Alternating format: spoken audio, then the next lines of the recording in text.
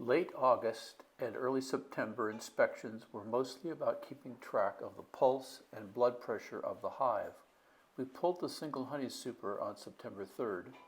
We moved frames of developing brood down and frames of honey and capped brood up. The queen was hard to find, but evidence of her existence, eggs and larvae, was readily noted. It's now fall, 24 weeks since we installed a package of honeybees into a brood box and began the life of this hive. Of concern in this inspection is the growing population of mites in the hive. We demonstrate 2 treatments.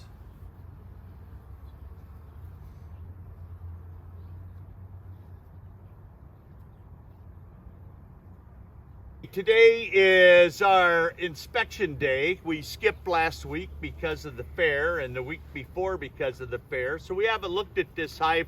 This will be the 3rd week. And so since our last inspection, and so we're going to take a look at it today. Note one thing, here it is about 11:15, 11:20, maybe later if we were gossiping too much. But you can see there's fairly decent bee flight. The temperature outside's really good. Now notice how when a bee lands, if you just look at the front of your hive, if there's an issue, they're greeted. So right now, this time of year, there's a lot of greeting going on at the front of the hive to see what's, they don't want a stranger showing up and getting in the way. It's pretty consistent. When I see guard bees all the way across the front, that tells me really quickly that the hive is pretty strong. Now there's one that probably shouldn't have landed there, and you saw them go right after it. Now one of the things to look, here's a bee right here that's walking around. He's losing a lot of his hair on his tail. That's a sign he's pretty old. And those old, you'll open your and look at your frame real carefully. If you see a shiny tail end on a bee, that means it's pretty close to not being around for very long. And it's at the end of its life cycle. It'll still be working. There was one just shot in.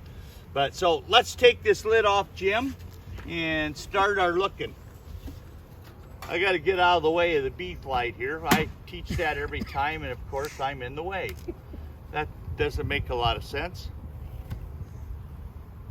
But also, good thing to look at as we pull this cover off.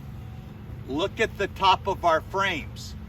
Now, what we've been doing is I look at that, and we're kind of teaching you to put your apivar here, and here.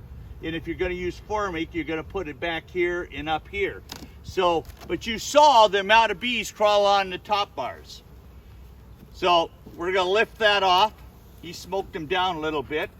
Put some down here where he's got his knee. So let's take a look. A good crowd of bees on top, which is excellent and stuff. But it also tells you have a lot of bees sort of idling. So let's take our first frame out and see what we got.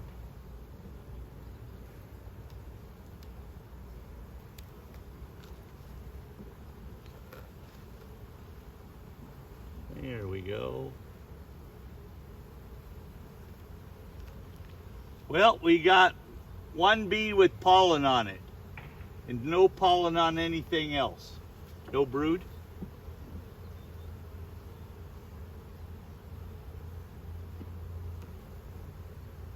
Did we have any brood in there? No. No brood on that frame. Very little honey.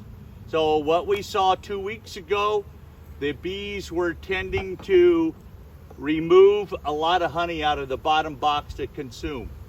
We probably have some brood there because we have capped brood here. Again, if you notice, there's a light amount of pollen on this hive, not a super heavy amount. We don't see any brood.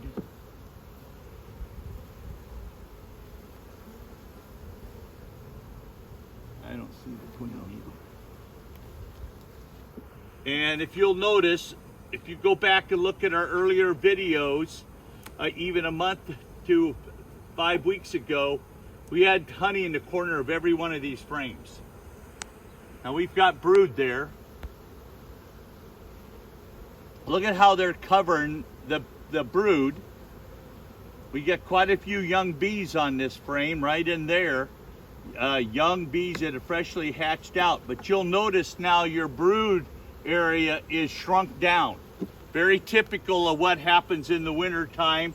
We got good brood on that side, but when we say we got a frame of brood, this is typical for the amount of brood we have on a frame in the fall, okay?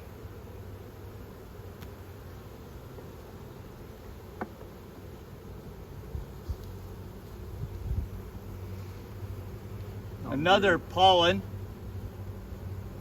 Nice frame of brood. Any young larvae?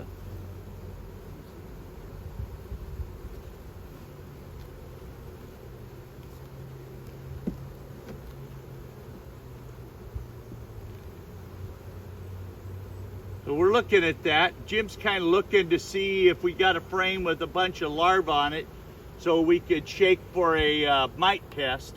Normally we would do mite tests next week for this hive, but we wanted to show some of you that our people are starting to show up with higher mite counts.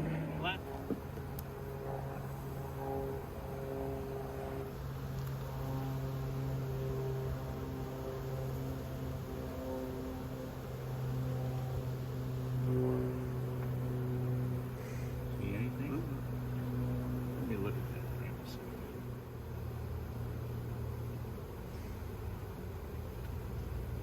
So this is part of the fall thing that's very frustrating.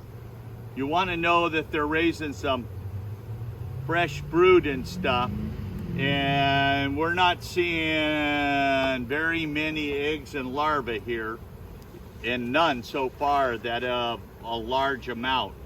So this being a carniolan hive, we could be seeing her start into the early shutdown phase where they start backing off the amount of brood. Let me look at this frame one more time. It's got good brood on it. And see if it's, you think it's usable for a test if we need to do it? Well, there might be some upstairs. Yeah. We'll look upstairs first. Look upstairs. I just can't believe there's no, I don't see any. and we haven't seen the queen either, No, so that's... no. She could be upstairs. So we're going to take a check upstairs and see if we spot the queen fiddling around where she's not supposed to be. Because there's no eggs or larvae around any of this cap brood we got. So we got 1, 2, 3, 4 frames with cap brood on it.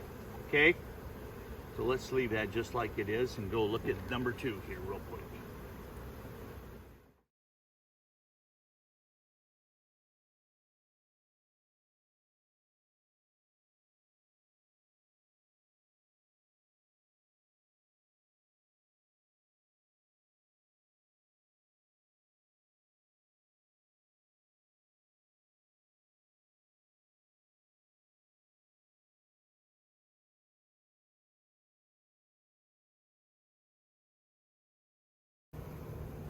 You can see now that's a nice frame of honey. It's not 100% capped. It's got a little open honey right around here. Okay, looks pretty good. Bees covering part of it. Bee strength here in this hive is really good. Now you look at this frame Jim's got. Hand it to me and I'll show it to you. So if you look at this frame, there is something going on that you need to be aware of. Look at right in here. They have uncapped any honey was there, or that is uncapped honey. So, and the cells are down a little bit. So that's kind of a sign this is where they're eating. Because remember, we didn't see any honey downstairs. And they're playing around up here. Nothing there. And this frame was the same way.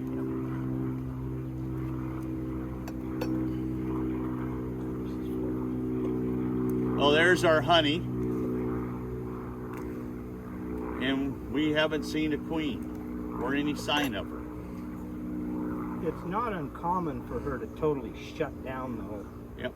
This time of year. So we don't really panic over this. They're not raising any brood up here. We can see that. They've uncapped the honey, but it's not a serious condition at all. So every one of these frames has a significant amount of honey on it, okay? So we're good there.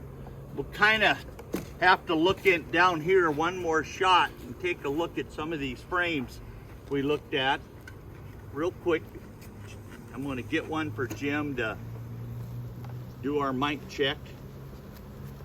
Let's see what we got here. There's a little bit of brood, but no eggs, no queen either, do we?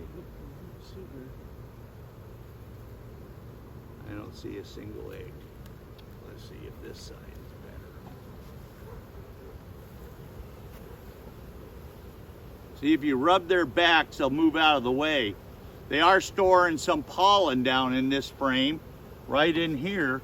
But usually, if it's a pollen frame there, then this frame next to it is usually got some brood on it, which we know this hive does, but is it, you know, are we going to find anything we can use? And we'll just have to do a kind of a modified test with no live brood to see what our numbers are.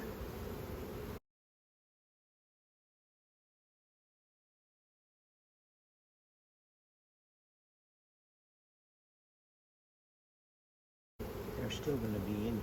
Yeah, the mites will still be on the bees. But it's kind of nerve-wracking when you don't find a queen and you want to do a mite test. Now these bees are not queenless, even though we haven't seen any sign that she's doing anything. They're not behaving like queenless bees. It's hard to see them when they're all over the frame like this. I don't see anything there either, Jim. What do you want to try with? Let's see. Let's go through it and see if we can find her one more time. Okay. I don't see a sign of the queen yet. And if you'll look, the bees aren't acting like they're covering larvae and eggs. Usually they don't move away from it when you take the frame out. They hang loose with it to keep it covered. If you saw your frame, all the bees disappear off of the brood that's there when you're checking it, you've got something going on. Let's save this one. Okay. If we're going to keep it, if we do one. See if she's... You want to bring this over here. Now you can see they're getting a little irritated because we've had them open for a long time. But I don't see the queen, and Jim hasn't seen the queen. And now it's kind of pot luck when we run the test. We'll be really careful when we run that test to make sure that we check the bucket before we throw it in that the queen isn't there.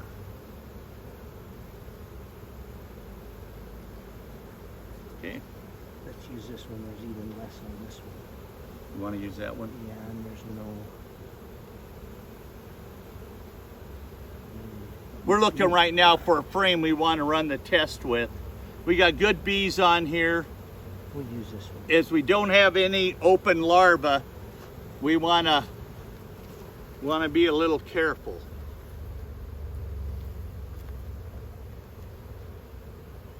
Because the queen is probably moving around when we don't want her to. But it's the way it is. Now you'll notice this time of year, they're propolising up everything that moves. So I kind of clean it off as I'm going through.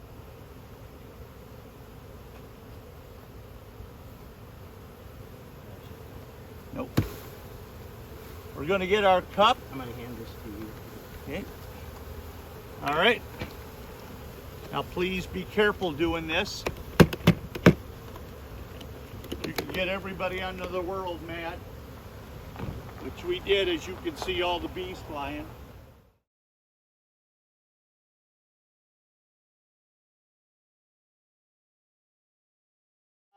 we did the mite check. We had 28 to 30 of them, depending on whether you take an Army count or a civilian count. So 2 weeks ago we had 2. 2 weeks ago we had 2. So that tells us we've had a pretty significant increase in mites. Jim's, because of the amount of mites we got, we're going to treat. Now we put in 2 apivar strips right here, like that. Okay, because that's where you saw the middle cluster. Going to set the second box on. Okay.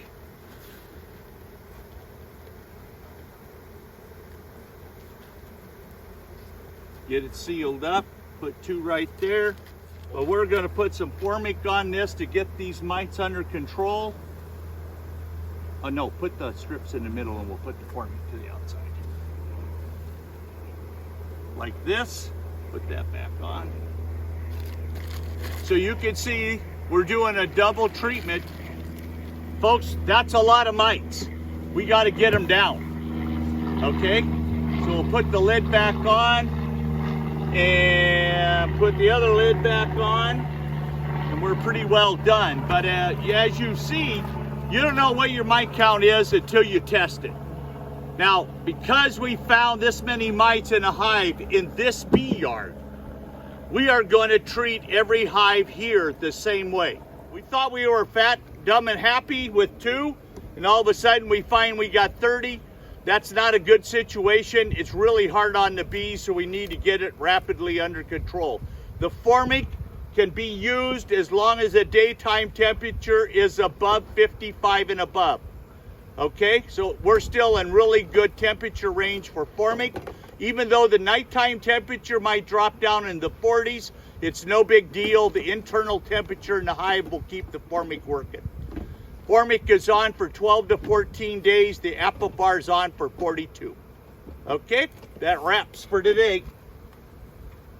You don't notice where the flight path is until you get in the way.